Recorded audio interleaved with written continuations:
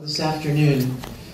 This was supposed to be, I don't know if you knew this or not, if you looked in the schedule you probably saw that, but this was supposed to be a panel with me, and apparently there's some animators, right? Japanese animators from the original Full Metal here, and they were supposed to be part of this panel. And then they told me this morning, I guess, or early this afternoon, when was that? I know. Was it? They told me early this afternoon that they weren't going to be able to be here. Oh, that's right, it was a translator thing. They didn't have a translator, or they have one. And the translator is apparently doing the concert, so they weren't able to be here. So you're just stuck with me.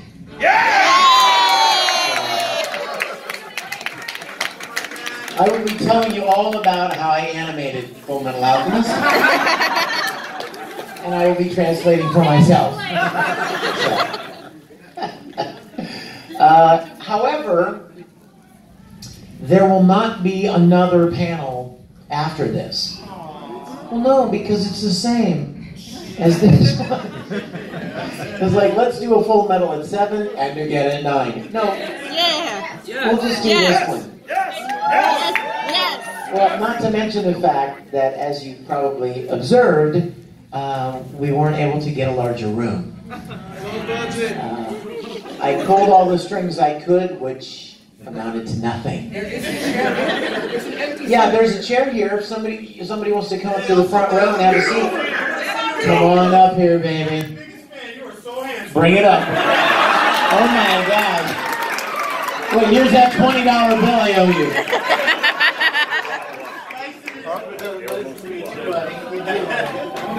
God bless you and your chronic blindness.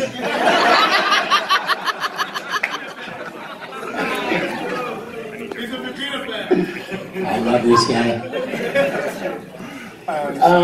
Okay, you know what? Like, we're still early. Like, I wanted to let you guys in because nothing makes me crazier than to see a big line of people and walk in and, like, the room's empty. It's like, why are you making them stand out in the hallway? Let them come in and sit down. So I kind of let that happen early. So it's 6:55, and let's start early. What the hell, right? I'll spend 5 minutes talking about how I animated Edward Elric very carefully with all of my skills. I still have your drawing from yesterday. That's so sad. That's the best I can do. I can draw 3 things. I can draw Snoopy, because when I was a little boy I loved Snoopy and I learned to draw Snoopy.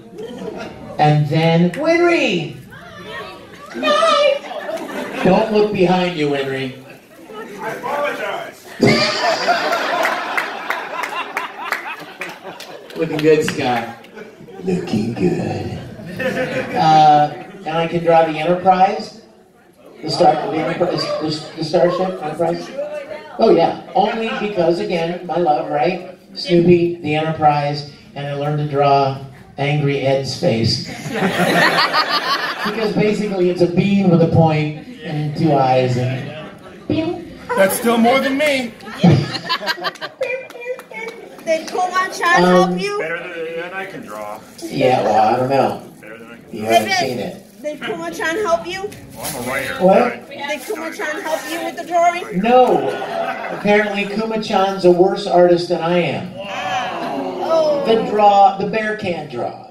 He can do a lot of things, but I don't think he draws. So as bad as I am, I think I'm even better than him. So. You guys, we're going to talk about Full Metal Alchemist. And I'm going to tell you first off, I freaking love that show.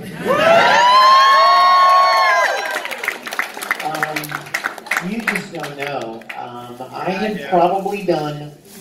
Can we close that door? Just from sound coming in, thanks.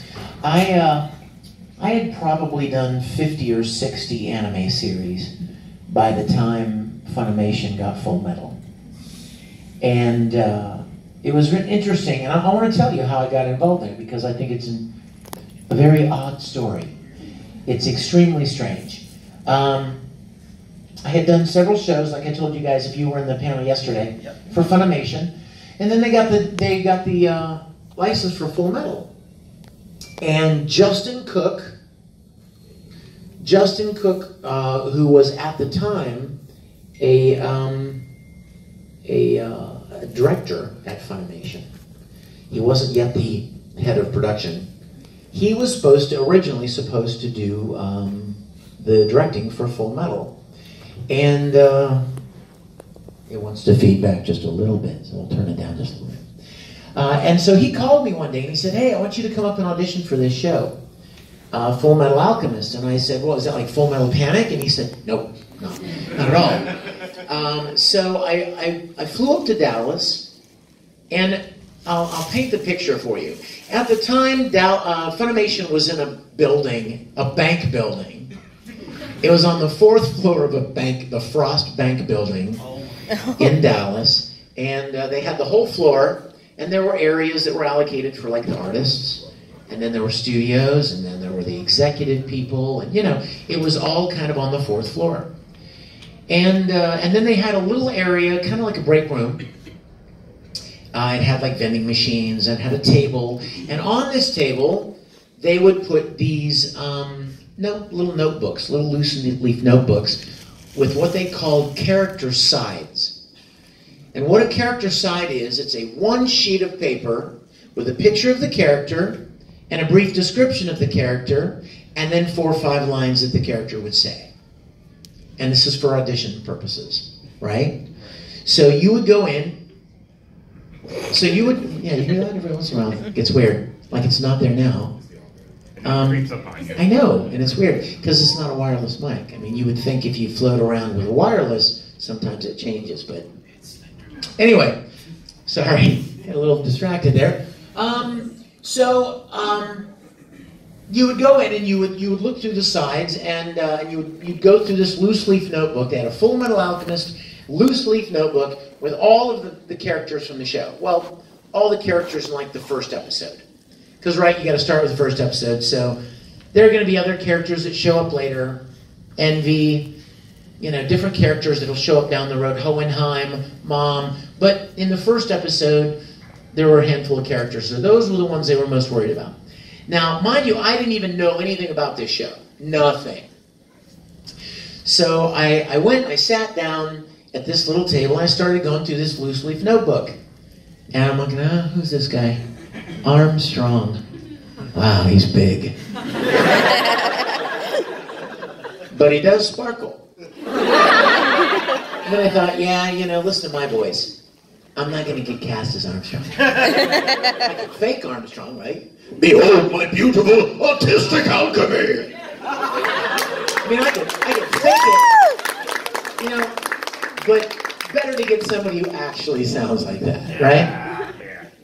Next page. Roy Mustang. Guy looks like a dick.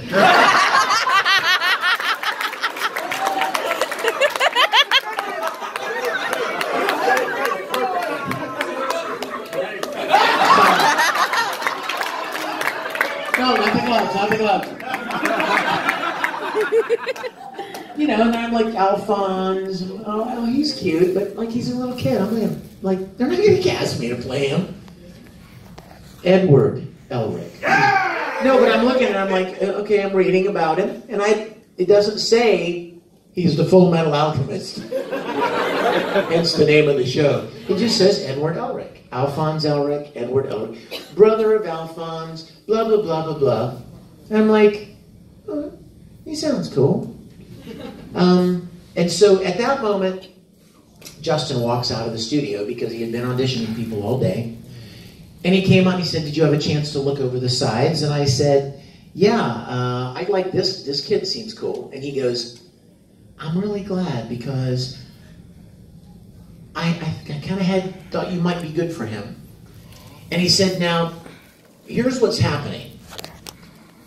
This was probably June or July, and August was a big convention in Baltimore called Otakon. Yes. And that particular year, they were going to be Funimation was going to have a big Full Metal Alchemist push. And Larkin Seal was going to be the musical guest. Ready, steady, go, right? And so the Japanese that owns Full Metal and Funimation wanted to have the first episode in English ready to premiere at Otakon. Now there was no time. Like, there was very little time. And so Justin said, look, we're going to do something a little unorthodox. Rather than have you read the lines on the audition side, I'm just going to record you as that character for the first episode. Wow. We're not saying you're cast.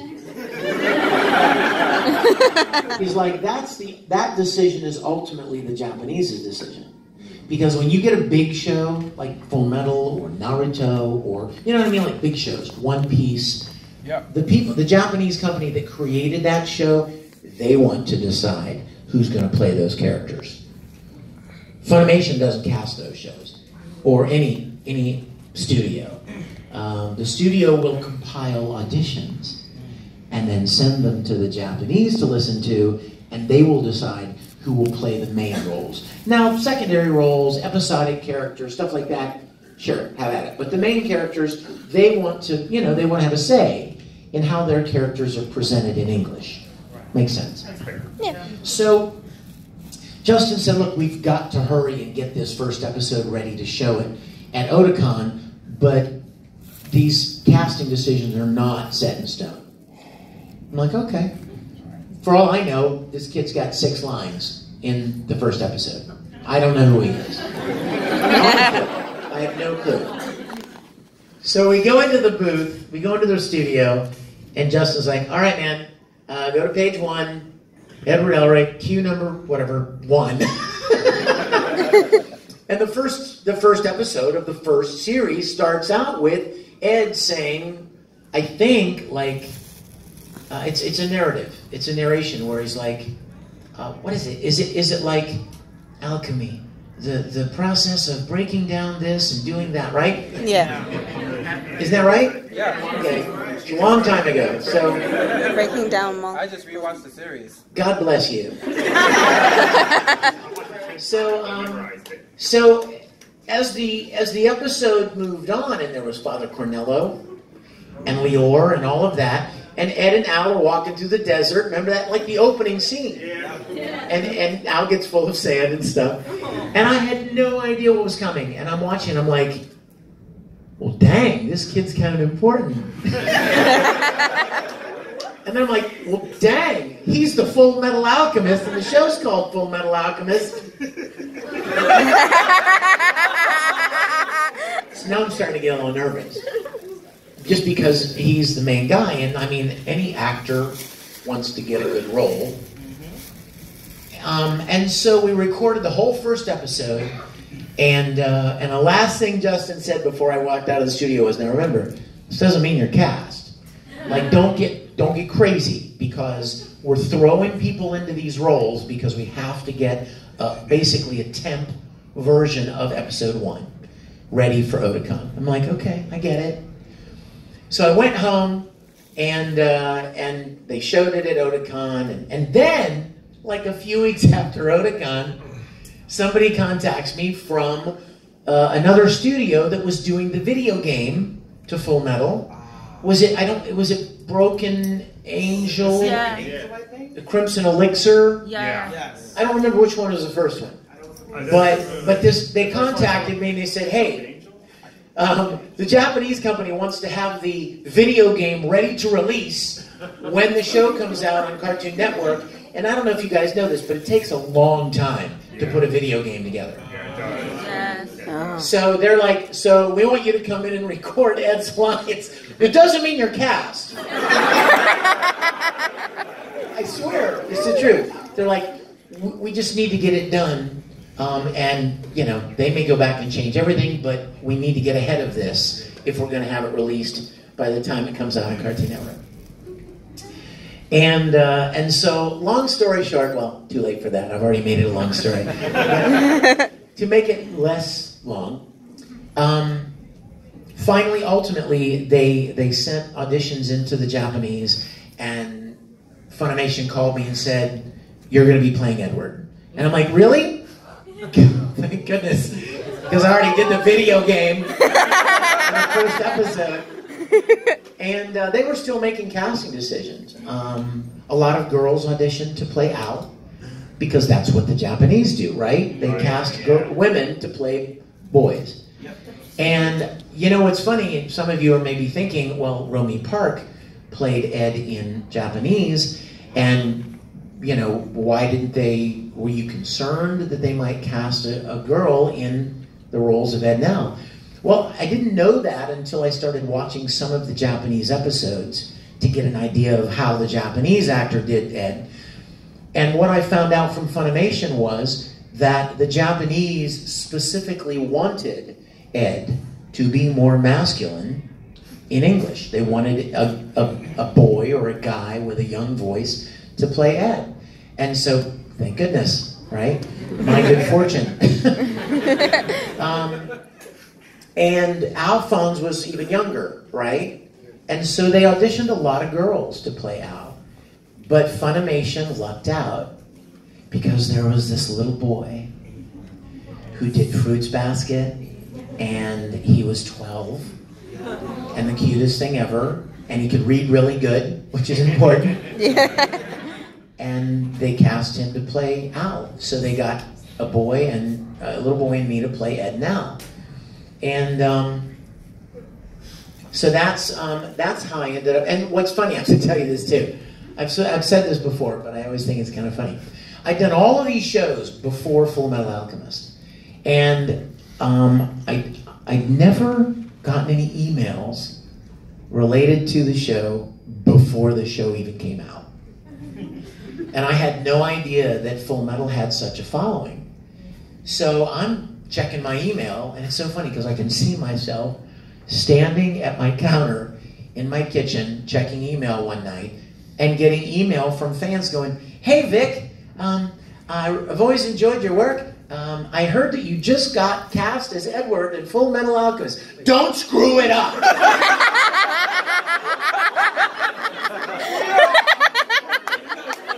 And I mean, I was like, "Ugh." You know, I'd never gotten an email like that, where like people were like, "If you mess up Edward Elric, I will effing destroy you." You know what I mean? Like, I've never gotten emails like that. All the shows, 50 or 60 shows that I'd done up to Full Metal.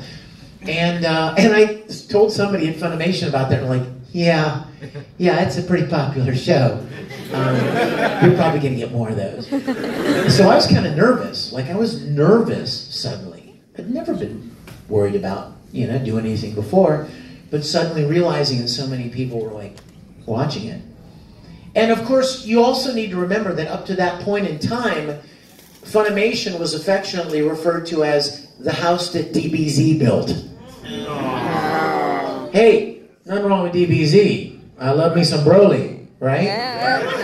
But DBZ is not Full Metal Alchemist. Right. And so a lot of fans were worried that, oh my gosh, if they, if they make Full Metal sound like DBZ, I will kill myself. Right? They were worried. A lot of fans were worried about that. I think that's what fueled the don't you screw it up kind of an attitude. But it came out and people enjoyed it. It turned out really good. I watched it every week myself. Because I never heard, if I was the first one in to record, I never heard Winry or Alphonse or Mustang.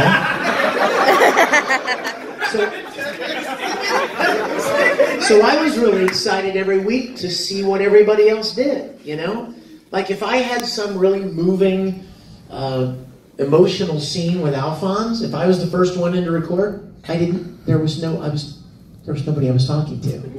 He hadn't recorded yet. So I always wanted to watch the finished episode and have an idea of how it turned out, like when everybody was all together.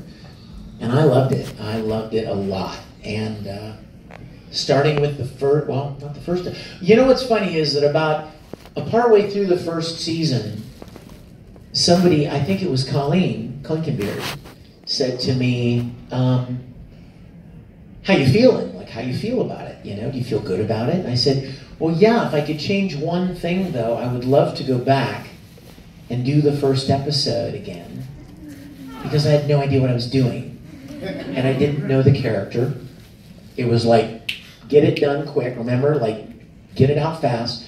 And I wish I could have done it better. And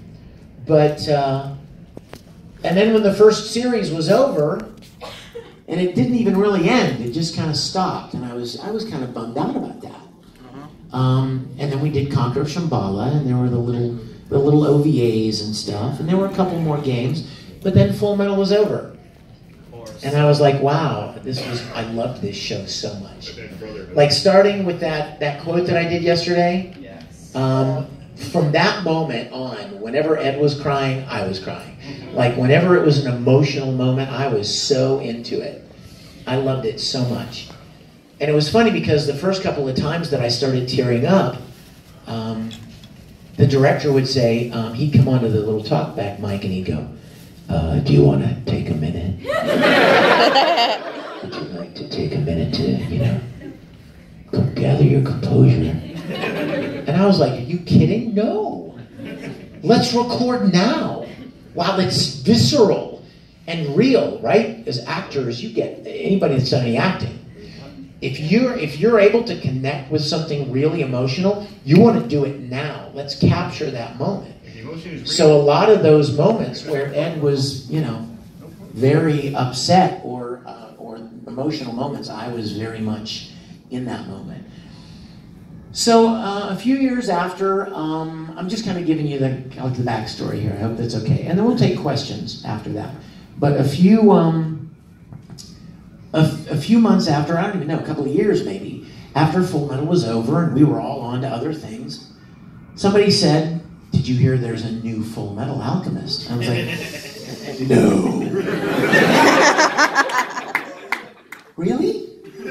And my first thought was, woohoo! And my immediate second thought was, uh-oh. What if it's not good? I mean, we all know about sequels to movies and TV shows that are crap. Poop. They're poop, right? And they easily mess up good things by trying to do them again. And I thought, oh no, the first one was so good. What if they mess it up? I mean, the music was perfect. The story was perfect. The characters were beautiful. The animation was great. I mean, the casting, everybody did such a great job. And I thought, man, what if it's not as good? And that's kind of worried. And then somebody said to me, yeah, they're going to call it Full Metal Alchemist Brotherhood, and it follows the manga. Now, let me tell you guys something. In all the years that I was recording Full Metal and doing conventions, meeting people like you, fans would come up to me and go, hey man, I love Full Metal Alchemist. Have you read the manga? And I was like, no. And they're like, it's so good. The manga's so good. So all this time I had thought, oh, the manga's really good. I didn't know what the manga was. I didn't know the story of the manga, but they told me it was really great. So I always knew that in the back of my mind. So when Funimation told me, yeah, it's going to follow the manga, I breathed a little sigh of relief there. I was like, okay, that's a good sign. And then they called me to do my first session for Brotherhood. And they said, we're going to play you a reference, a line of dialogue from the original, to make sure you sound the same. Suddenly I was like, oh no. What if I don't sound the same? I'm Full Metal Alchemist. Like, what if I just didn't sound the same? So they played the line, I could hear it in my ear, and then I was supposed to repeat it, like as best I could. And so, they played it, and I repeated it, and it sounded exactly the same. I'm like, oh, thank God. Thank God. And then, of course, as you guys know, Aaron Dismuke, who played Alphonse, the cute little 12-year-old, wasn't 12 anymore. He was 15. And he literally went from brother to brother. I was so bummed out because you guys, I love me some Aaron. I love Aaron. I love that kid. I was an only child, and I always thought if I could have a sibling, I would want to have a younger brother. And Aaron was that younger brother. Not even just in the show, but like when we would do conventions together. I had this cute little 12, 13, 14-year-old boy sitting beside me. We'd be signing and joking with each other and going out and having dinner, and you know what I mean? I loved that kid. I still do. I just texted him a picture. Are the cosplayers in here? I texted him that picture, and he loved it. He said, now they need to find a Dante to take a picture with him. But, so it was really sad. And that was one big question. Like, what are they going to do? Because Alphonse was so great. In the original, it's an actual little kid. And Funimation worked really hard, taking a lot of auditions, trying to find somebody to replace Alphonse. Because Aaron was so perfect for it. I mean, what a better casting of a 12-year-old kid than a 12-year-old kid, you know? And they found Maxie. They decided on Maxie Whitehead, who you guys know if you watched Brotherhood. And Maxie did amazing. And I'll tell you something that was kind of sad. When they first premiered Brotherhood, like the first episode came out for Brotherhood, Maxie wrote me an email. And she said, oh my gosh, I'm getting emails from people telling me how much they hate me. And how dare I try to take over this role? And I'm like, what the heck is wrong with people? You know? Aaron can't do it. You know what I mean? Like, and she was new to voice acting. And she was so upset. And I was like, don't get depressed. Don't get discouraged. They're going to love you. It's just going to take, just take a little bit of time. But they'll totally settle in. And people did, and she's amazing. In fact, I have to tell you a funny story. My introduction to Maxie Whitehead by Vic Mignogna. So Maxie had already recorded the first couple of episodes of Brotherhood before I got to. I was still living in Houston. So I went up to record the first few episodes, and I was so excited to hear the new Al, right? And I love that. Aaron, sad, but I'm like, I hope this girl's really great. And so there was a scene. In fact, they took me to this scene first because they had a little surprise for me that I wasn't aware of.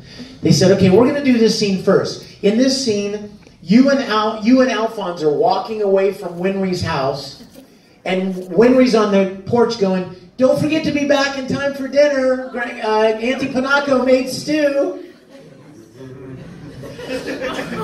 And like, you're the camera. Let's say you're the viewer, right? Ed and Al are walking away, got their back to the camera, and Alphonse is over here, and Al goes, yay, stew! Right? Turns to the camera and goes, yay, stew! And Ed goes, yeah, whatever. He doesn't even look. He just like waves over his shoulder because he's a jerk to Winry. And so, so they're like, okay, Vic, we just want to get you going. Yeah, okay, whatever. I'm waiting to hear Maxie Whitehead go, yay, Stu! 2 flaps. Nah, right? You know where this is going, don't you? I can't say it because I'm a good boy. But in case you don't know, whenever you do recording sessions, voice acting sessions, you hear 3 beeps leading up to when you begin the line. So it would be boop, boop, boop, yay, Stu. So where that 4th beep goes is where you start talking, the line. So I'm ready to do my yeah. And Maxie had already recorded, so I expected to hear her go, yay, Stu. I'm all ready. My first line as Edward Ulrich in Brotherhood.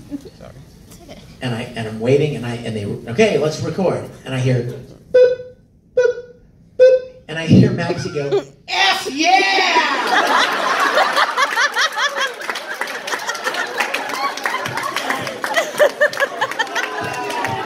And my immediate reaction was, I love this girl so much. It was so fun. Beautiful. And they're like, okay, now we'll go back to the beginning. I just wanted to make sure I heard that. And I think my favorite part of Brotherhood is that it had an ending. Yeah. You know, I mean, you wanted so much to know how it was going to come to a conclusion. And I'll never forget when we got to the end. It was pretty emotional. You can imagine. Yeah. Because I thought, okay, this time is probably really the end. And I realized I probably wasn't going to do this character again. And the moment the engineer put up on the screen the train, and Ed and Winry standing there, I'm like, oh crap. And I looked through the bay window into the control room, and I said to the director, I'm like, is this what I think it is? And he goes, and I just loved that scene so much. A lot of people ask me which one I liked better, the original or Brotherhood. Both. Now I know that a lot of people, first of all, let me say, I know this is kind of a lame cop-out answer, but to me it's like all one big Full Metal adventure. Yeah. Like when Brotherhood started, I didn't think, I thought it was just more. I thought, oh my gosh, I get to play this character again, and I get to go to new places, and I get to wear new clothes, not just a red coat all the time, you know what I mean? And I get to meet new characters and you know, have new adventures. So I kind of saw them all together, but then when people like, which one did you like better? I know most people like Brotherhood better. Yeah. That's cool. Live and let live. I have a very, very special place in my heart for the original.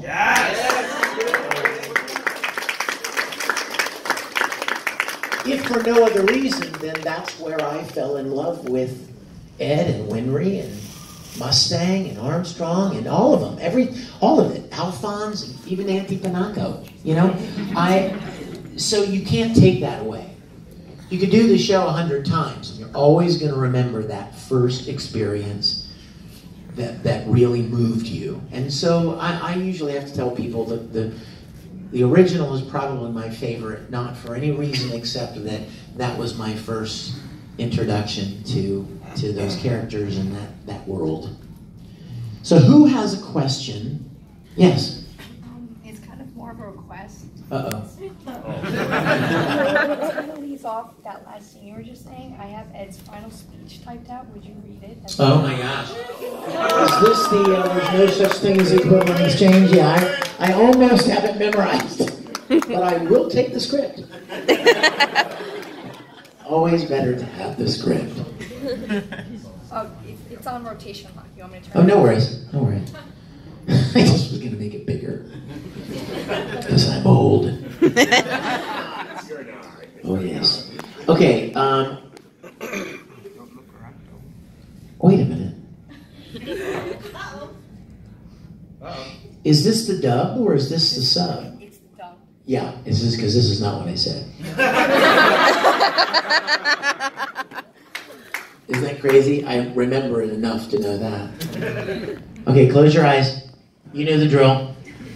Close your eyes. Immersion. Don't want to break my immersion. Thank you. You get it. Close your eyes. Imagine Ed just said goodbye to Winry and he's on the train. He's looking out the window. Shh.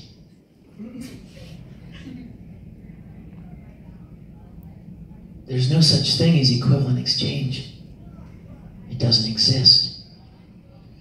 Sacrifices are necessary. You can't gain anything without losing something first. But if you can overcome that pain and rise above it, you'll find you have a heart strong enough to overcome any obstacle. Yeah, a heart made full metal. The end.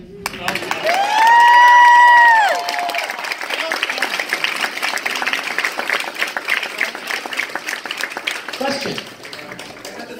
Yes. Actually, this is a bit of a request as well. not just from you, but one from the audience as well. I would like to do the audience one first, if that's okay. Where's this going? Ladies and gentlemen, for those that don't know, in a few days, it will be this man's birthday.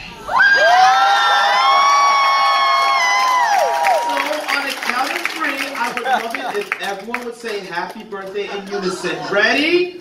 1, 2, 3! Happy birthday!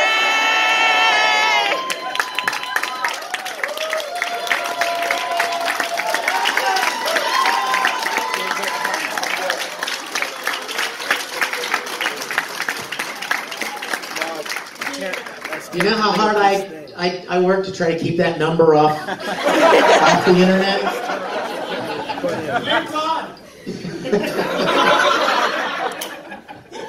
Thank you. Thank you.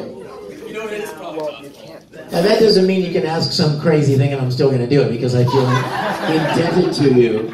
He's like, he'll never refuse me now. My friend and sister, Kelsey here, she's cosplaying as Haruhi, and she was wondering if you would do a little skit with her, like a quick skit. What's the skit?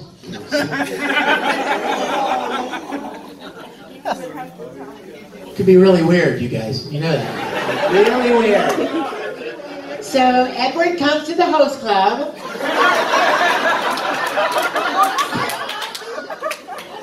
Wait a minute. Oh my gosh, no pressure, right? So, pretty much, she's a big fan of two of his best works. Phantom Dark from D and Angel, and of course, Tamaki from Orange High School Host Club. So, she was wondering if you would make it so that you would actually, try to, have her go out with Phantom Dark, but then she would actually get mad at you as Haruhi, and then all of a sudden just freeze up and turn into Tamaki.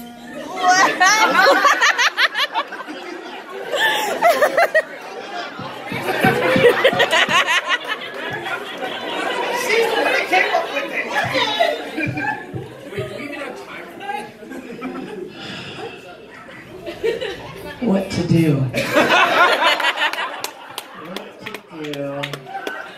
I tell you what, can we have a compromise? Will you have a compromise with me, Kelsey?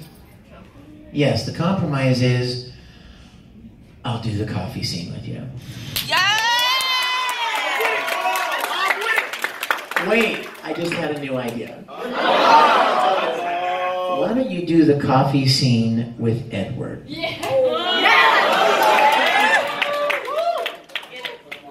you know the coffee lines? You know the lines, don't you? Okay, hold on a second. I'm going to prep her. What?